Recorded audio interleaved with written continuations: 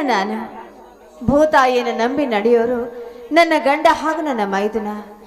ಸದಾ ಈ ಮಣ್ಣೆ ನಮ್ಮ ಬಾಳಿನ ಚಿನ್ನ ಅಂತ ತಿಳಿದು ಪತಿಯಾಗಲಿ ನನ್ನ ಮೈದುನ ಆಗಲಿ ನಿನ್ನ ಸೇವೆಯಲ್ಲೇ ತೊಡಗಿದ್ದಾರಮ್ಮ. ಅವರನ್ನ ಸದಾ ರಕ್ಷಣೆ ಮಾಡೋ ಭಾರ ನಿನ್ನನ್ನೇ ಕುಡಿದೆ ತಾಯಿ. ಆದರೆ ಈ ನೆಲದಲ್ಲೇ ಹುಟ್ಟಿ ನೆಲದ ಬಗ್ಗೆ ಯೋಚನೆ ಮಾಡದೆ ನನ್ನ ಕುಲ ಮೇಲು ನಿನ್ನ ಕುಲ ಕೀಳು ಅಂತ ಕುಲ ಕುಲ ಅಂತ ಬಡದಾಡೋ ರಾಕ್ಷಸರ ಸಂಹಾರಕ್ಕಾಗಿ ನೀನೊಮ್ಮೆ ಈ ಭೂಮಿಗೆ ಅವತರಿಸಿ ಬರಲೇಬೇಕು ತಾಯಿ, ಬರಲೇಬೇಕು ತಾಯಿ. ಈ ನನ್ನ ಸಂಸಾರವನ್ನು ಕಾಪಾಡೋ ಹೊಣೆ ನಿನ್ನನ್ನೇ ಕೊಡಿದೆ ಅಮ್ಮ, ನಿನ್ನನ್ನೇ ಕೊಡಿದೆ.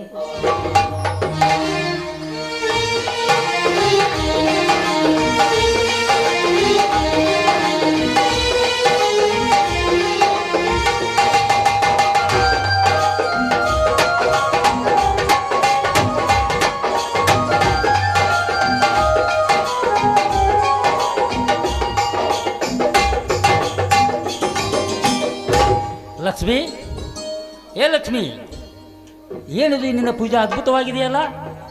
ಹೌದು ಬನ್ನಿ ಸ್ವಾಮಿ. ಆ ನನ್ನ ಮುರುನಾಳ ಕಂಡೇಶ್ವರ ಹಾಗೆ ಗಂಗಾಧರ ಸ್ವಾಮಿಯ ಅಮರವಾಣಿಯಂತೆ ನಾನು ಸಹ ಆ ದೇವಿಯ ಪೂಜೆ ಮಾಡಿ ಪುನೀತಳಾಗ್ತಾ ಇದ್ದೆ. ಶ್ರೀದೇವಿಯ ಪಾರಾಯಣ ಮಾಡ್ತಾ ಇದ್ದೆ. ತೆಗೆದುಕೊಳ್ಳಿ ಪ್ರಸಾದವನ್ನ. 100 ವರ್ಷ ಸುಖವಾಗಿ ಲಕ್ಷ್ಮಿ. ಎದ್ದೇಳು ಲಕ್ಷ್ಮಿ, ಎದ್ದೇಳು. ಈ ನಿನ್ನ ಅದ್ಭುತವಾದ ಪೂಜೆಯಿಂದ ನಮ್ಮ ಈ ರಾಜ್ಯದ ರೈತರೆಲ್ಲರಿಗೂ ಆ ದುರ್ಗಾ ಮಾತೆ ಪ್ರಸನ್ನರಾಗಲಿ ಎಂದು ಹರಿಸು ಲಕ್ಷ್ಮಿ, ಹರಿಸು. ಸ್ವಾಮಿ, ಎಂಥ ವಾಗ್ದಾನವಿದ್ದರೆ ಈ ನಿಮ್ಮ ಆಶೀರ್ವಾದದಲ್ಲಿ. ಅಂದ್ರೆ ನಮ್ಮಲ್ಲಿರೋ ಶಕ್ತಿಯಿಂದಲೇ ಭಕ್ತಿ, ಭಕ್ತಿಯಿಂದಲೇ ಮುಕ್ತಿ ಅಲ್ವೇ? ಹೌದು ಲಕ್ಷ್ಮಿ. ಹಿಂದೆ ಪಾಂಡವರು ಮಹಾಭಾರತದಲ್ಲಿ ಯುದ್ಧವನ್ನು ಆಡುವಾಗ ಪಾಂಡವರ ಧರ್ಮ ಭಕ್ತಿಗೆ ಮೆಚ್ಚಿ ಶ್ರೀಕೃಷ್ಣ ಅಕ್ಷಯ ಪಾತ್ರೆ ನೀಡಿದಂತೆ ಈ ನಿನ್ನ ಪೂಜಾ ನಮಗೆ ಅದ್ಭುತವಾಗಿದೆ. ಹಾ, ಹಾಗಾದ್ರೆ ನೀವು ಆಡುವ ಮಾತಿನ ಹಿಂದೆ ಏನೋ ಒಂದು ಗುಟ್ಟಿದೆ ಅನ್ನಿಸ್ತಾ ಇದೆ. ಏನ್ರಿ? ಹೌದು ಲಕ್ಷ್ಮಿ, ಹೌದು. 3 ವರ್ಷ ಮಳೆ ಬೆಳೆ ಹೋಗಿ ರೈತರಲ್ಲೂ ಕಂಗಾಲಾದಾಗ ಈ ವರ್ಷ ಸಂಪೂರ್ಣ ಬೆಳೆ ಬಂದು ಈ ರಾಜ್ಯದಲ್ಲಿ ನಮ್ಮನ್ನು ಗುರುತಿಸಿದಳು. ಅಂದರೆ ಈ ಸಲ ಈ ಕರ್ನಾಟಕದಲ್ಲಿ ನಮ್ಮನ್ನು ಗುರುತಿಸಿ ಈ ರಾಜ್ಯ ರೈತ ಸಂಘದ ಪ್ರಶಸ್ತಿಯನ್ನು ನನಗೆ ನೀಡಿದ್ದಾರೆ. ಹೌದೇನ್ರಿ? ಅಬ್ಬಾ, ಈಗ ನನಗೆ ಎಷ್ಟು ಖುಷಿ ಆಗ್ತಾ ಇದೆ ಗೊತ್ತಾ? ರೈತನೇ ರಾಷ್ಟ್ರದ ಸಂಪತ್ತು, ರೈತನೇ ರಾಷ್ಟ್ರದ ಬೆನ್ನೆಲುಬು ಅಂತ ಹೇಳೋ ಮಾತು ಇವತ್ತು ನಿಮ್ಮಿಂದ ಸತ್ಯವಾಯ್ತು ರೀ, ಸಾರ್ಥಕವಾಯ್ತು. ನಿಜ ರೀ, ಮಣ್ಣಿನ ಮಗನಾದ ನಿಮ್ಮನ್ನ ನಾನು ಕೈ ಹಿಡಿಬೇಕಾದ್ರೆ ಎಷ್ಟು ಪುಣ್ಯ ಮಾಡಿದ್ನೋ ಏನೋ. ನಾನು ಭಾಗ್ಯಶಾಲಿ ಅಂದ್ರೆ ಹೌದು ಲಕ್ಷ್ಮಿ. ಕಾರ್ಯೇಶು ಮಂತ್ರಿ ಕರ್ಣೇಶು ದಾಸಿ ದೈನಾಸುರಂ ಎಂಬಂತೆ ಈ ನಮ್ಮ ಸಂಸಾರಕ್ಕೆ ನೀನೊಂದು ಗಾಳಿಯಾಗಿ ನಾನೊಂದು ಗಾಳಿಯಾಗಿ ಸಾಗರವಾಗಲೇ ನಮಗೆ ಆ ಅದ್ಭುತವಾದ ಶಕ್ತಿ. ನೋಡು ಲಕ್ಷ್ಮಿ, ಇದೆಲ್ಲ ನಾವು ನಿಮಿತ್ತ ಮಾತ್ರ, ಎಲ್ಲವೂ ಪರಮಾತ್ಮನದೇ. ಅಂದ್ರೆ ಏನ್ರಿ ಮಾತನರ್ಥ? ಹೌದು ಲಕ್ಷ್ಮಿ, ಇಲ್ಲಿಯವರೆಗೆ ನೀನು ನಮ್ಮ ಜೊತೆಗಿದ್ದು ನಮ್ಮ ತಮ್ಮನಿಗೆ ತಾಯಿ ಆಗಿ ನನ್ನ ತಂಗಿಗೆ ಹೆತ್ತ ತಾಯಿ ಆಗಿ ಇಬ್ಬರನ್ನು ಹುತ್ತಿ ಬೆಳೆಸಿ ಈ ಹೊಲದಲ್ಲಿ ಭತ್ತ ಬೆಳೆಯುವ ಭೂಮಿಯನ್ನಾಗಿ ಮಾಡಿ ನಿನ್ನದು ಇದರಲ್ಲಿ ಸಹಭಾಗಿಯಾಗಿದೆ. ಸಾಕು ರೀ, ನೀವ್ ಯಾಕೋ ನನ್ನ ತುಂಬಾ ಹೊಗಳ್ತಾ ಇದ್ದೀರಪ್ಪ. ಇಲ್ಲ ಲಕ್ಷ್ಮಿ, ಇದು ಹೊಗಳಿಕೆ ಮಾತಲ್ಲ, ಇದು ಎದೆ ಆಳದಿಂದ ಅದ್ದರ್ಶ ಬರುವ ಮಾತು ಲಕ್ಷ್ಮಿ. ಆದರೆ ಏನ್ರಿ, ಯಾಕೆ ಇಲ್ಲಿವರೆಗೂ ಏನೇನು ಹೊಗಳ್ತಾ ಇದ್ರಿ, ಈಗ ನೋಡಿದ್ರೆ ಆದರೆ ಎಂಬ ಅಪಸ್ವರದ ಮಾತನ್ನು ನುಡಿತಾ ಇದ್ರಲ್ಲ, ಯಾಕೆ? ಹೌದು ಲಕ್ಷ್ಮಿ, ನನ್ನ ಜೊತೆಗೂಡಿ ನನ್ನ ತಮ್ಮ ಹೊಲದಲ್ಲಿ ಮಣ್ಣಲ್ಲಿ ಸಣ್ಣ ಆಗಿ ನನ್ನ ತಂಗಿ ದೊಡ್ಡ ಸಾಹೇಬರಾಗಿ ಬರ್ತೀನಿ ಅಂತ, ಶಾಲೆಗೆ ದೊಡ್ಡ ಸಾಹೇಬರಾಗಿ ಬರ್ತೀನಿ ಅಂತ ಹೇಳಿ ಇಲ್ಲಿವರೆಗೆ ನನ್ನ ತಮ್ಮನನ್ನು ನೀನು ಹೆತ್ತ ಮಗನಾಗಿ ನನ್ನ ತಂಗಿಯನ್ನು ಹೆತ್ತ ಮಗಳಂತೆ ನೋಡಿಕೊಂಡು ಬಂದಿರುವೆ. ಇನ್ನು ಮುಂದೆ ನೀನು ಹಾಗೆ ನೋಡ್ತೀನಿ ಅಂತ ನನಗೆ ಭಾಷೆ ಕೊಡು ಲಕ್ಷ್ಮಿ, ನನಗೆ ಭಾಷೆ ಕೊಡು. ಸ್ವಾಮಿ, ಏನ್ರಿ ನೀವು ಆಡ್ತಾರೋ ಮಾತು? ಇಷ್ಟೊತ್ತಿನವರೆಗೂ ನನ್ನ ಹೋಗಲಿ ಹೊನ್ನ ಶೂಲಕ್ಕೆ ಏರಿಸಿದ್ರಿ. ಈಗ ನೋಡಿದ್ರೆ ನನ್ನ ಮೇಲೆ ನಿಮಗೆ ಸಂಶಯದ ಸುಳಿಗಾಲಿಯೇ? ನೋಡಿ, ಉರಿವ ಸೂರ್ಯ ಚಂದ್ರನ ಸಾಕ್ಷಿಯಾಗಿ, ಅಗ್ನಿ ಸಾಕ್ಷಿಯಾಗಿ, ಅಷ್ಟೇ ಏಕೆ ನೀವು ಕಟ್ಟಿರೋ ಈ ಮಾಂಗಲ್ಯದ ಸಾಕ್ಷಿಯಾಗಿ, ಅಷ್ಟೇ ಅಲ್ಲ ರೀ, ನಿಮ್ಮ ಪಾದ ಸಾಕ್ಷಿಯಾಗಿ ಹೇಳ್ತಾ ಇದ್ದೀನಿ.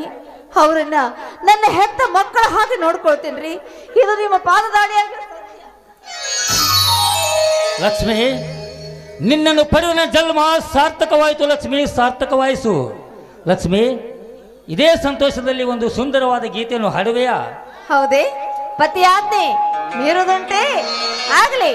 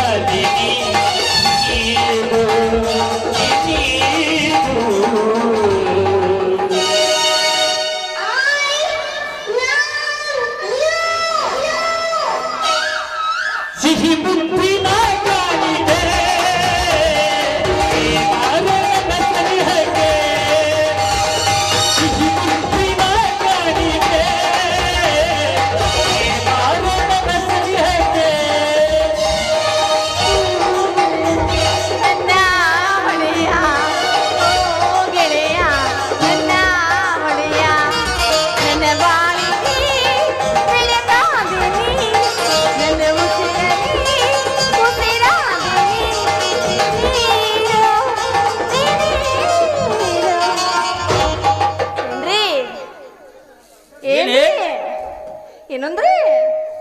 ಏನ್ ಬೇಕು? ಏನ್ ಬೇಕ್ರಿ? ಸಿಹಿ ಮುತ್ತು ಬೇಕು ಕಣೆ. ಯಪ್ಪ, ಇಷ್ಟು ಬಂದಾಗ ಒಲ್ಲವ ನಾಚಿಕೆ. ಸಿಹಿ ಮುತ್ತಿನ ಕಾಣಿಕೆ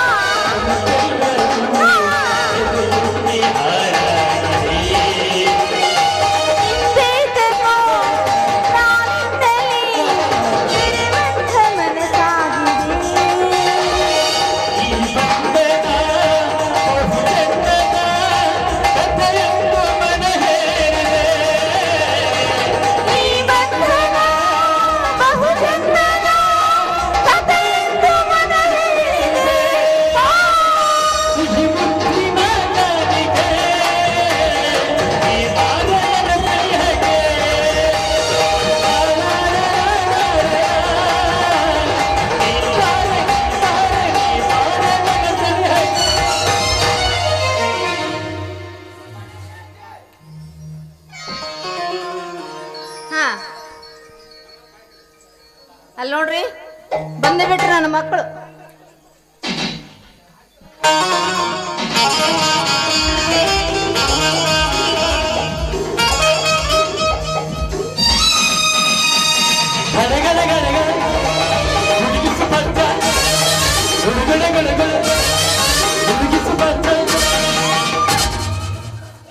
ಬಾ ತಮ್ಮ, ತಂಗಿಯನ್ನು ಕಾಲಿನಿಂದ ಈಗ ಕರೆದುಕೊಂಡು ಬಂದೇನಪ್ಪ? ಹೌದಣ್ಣ, ಬೆಳಿಗ್ಗೆ 4 ಗಂಟೆಗೆ ಎದ್ದು ಕುಸ್ತಿ ಪ್ರಾಕ್ಟೀಸ್ ಮುಗಿಸ್ಕೊಂಡು ಕಾಲೇಜಿಗೆ ಹೋಗಿ ತಂಗಿನ ಕರೆದುಕೊಂಡು ಬರ್ಬೇಕಾದ್ರೆ ಇಷ್ಟು ಹೊತ್ತಾಯ್ತಣ್ಣ. ಭಾಗ್ಯಶ್ರೀ, ಪರೀಕ್ಷೆ ಚೆನ್ನಾಗಾಯ್ತೇನಮ್ಮ? ಕ್ಲಾಸಿಗೆ ಫಸ್ಟ್ ಬರೋದ್ರಲ್ಲಿ ಸಂದೇಹವೇ ಇಲ್ಲ ಅತ್ತಿಗೆ.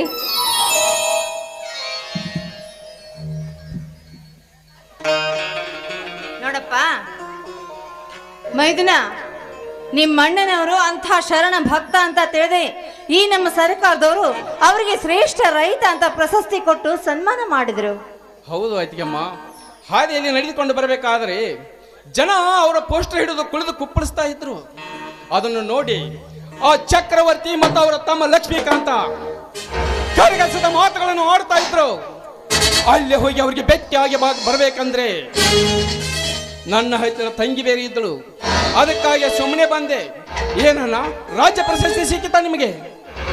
ಹೌದು ತಮ್ಮ, ಈ ಸಲ ಉತ್ತಮ ರೈತ ಎಂದು ನನಗೆ ರಾಜ್ಯ ಪ್ರಶಸ್ತಿ ನೀಡಿದೆ. ತಮ್ಮ ತಂಗಿ ನನಗೆ 2 ಕಣ್ಣಿದ್ದ ಹಾಗೆ. ತಂಗಿ, ಈ ಸಲ ನೀನು ಎಕ್ಸಾಮ್ ಪಾಸ್ ಆಯ್ತಲ್ಲಮ್ಮ? ಒಳ್ಳೆ ಆಯ್ತಮ್ಮ, ಒಳ್ಳೇದಾಯ್ತು. ನೋಡಪ್ಪ ಮೈದಿನ, ಯಾವುದಕ್ಕೂ ಹುಷಾರಾಗಿರ್ಬೇಕು. ನಮ್ಮ ಮನೆತನ ಜಮೀನ್ದಾರ ಮನೆತನ ಅಂದ ಮೇಲೆ ಆ ಪಾಪಿಗಳ ಕೆಂಗಣ್ಣು ನಮ್ಮ ಮೇಲೆ ಇದ್ದೇ ಇರುತ್ತಪ್ಪ. ಏನತ್ತಿಗೆಮ್ಮ, ಶ್ರೀರಾಮಚಂದ್ರನಂತೆ ಅಣ್ಣ ಅತ್ತಿಗೆ ನನಗಿರುವಾಗ ಮತ್ತೆ ನಿಮಗೆ ಪಾದಪೂರ್ವವಾಗಿ ಬದುಕಬೇಕೆನ್ನುವುದೇ ನನ್ನ ಆಸೆ.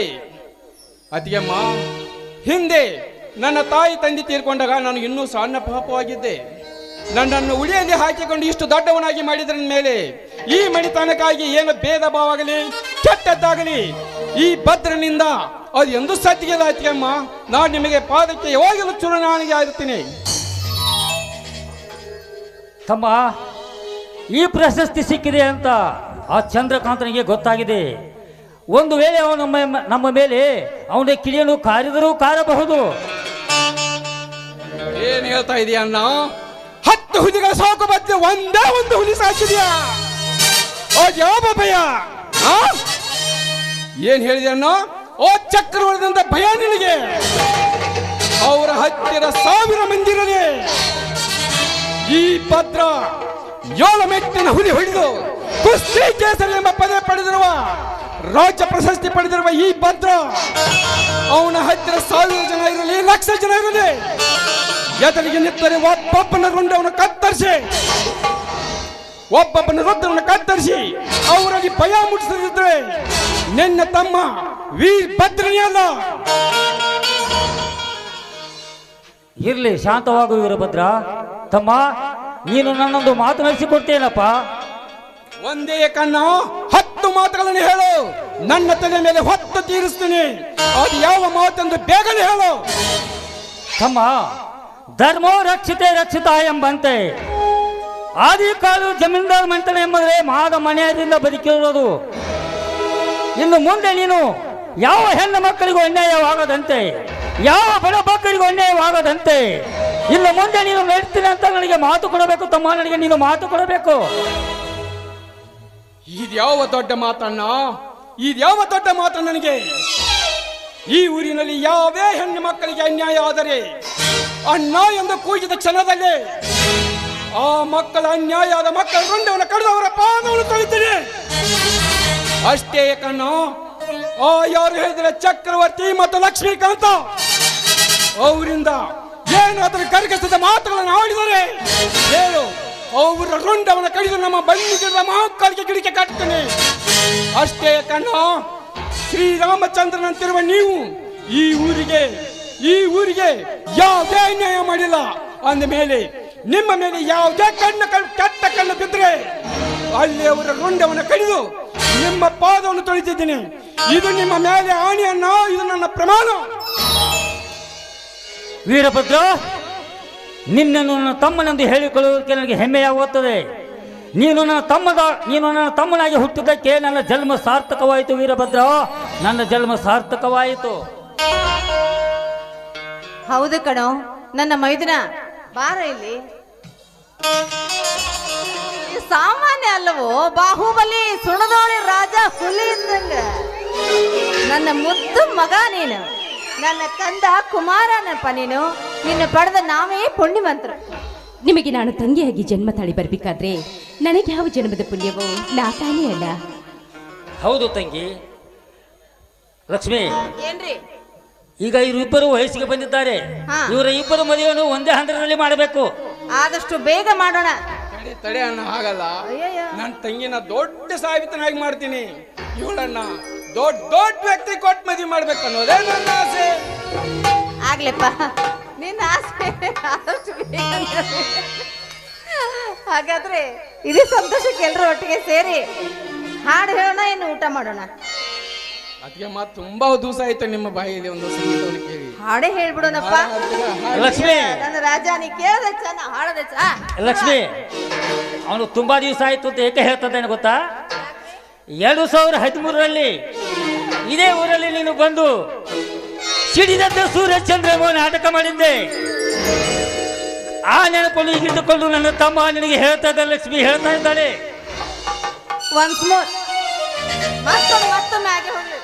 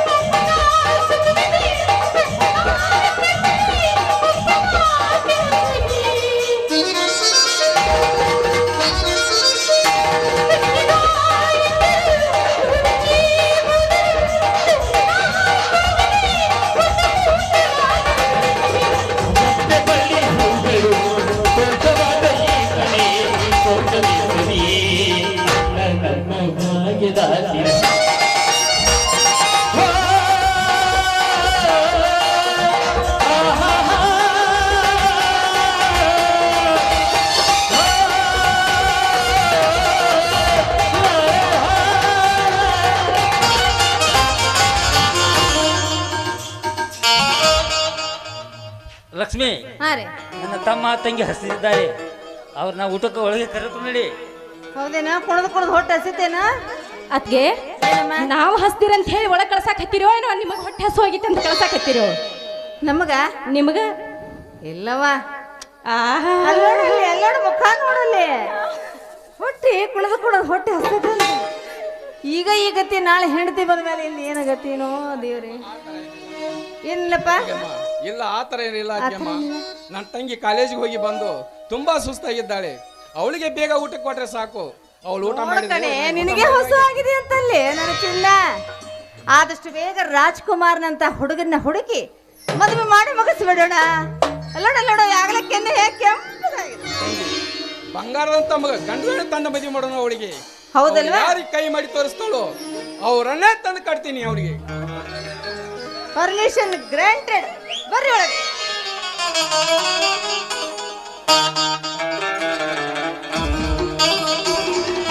ತಮ್ಮ ಅಣ್ಣಯ್ಯ, ಆ ಲಕ್ಷ್ಮೀಕಾಂತ ಏನಾದರೂ ಕೆತ್ತಬಿ ಮಾಡಿದರೆ ಮಾಡಬಹುದು. ಅದಕ್ಕೆ ನೀನು ನಮ್ಮ ತೋಟದ ಕಡೆಗೆ ಹೋಗಿ ನಡಿ, ನಾನು ಮನೆಗೆ ಹೋಗಿ ಬರ್ತೇನೆ. ಏನ್ ಹೇಳ್ತಾ ಇದೆಯಣ್ಣ? ಹುಲಿ ಜೀರುವ ಜಾಗಕ್ಕೆ ಎಂದಾದರೂ ನರಿ ಬರುವುದುಂಟೆ?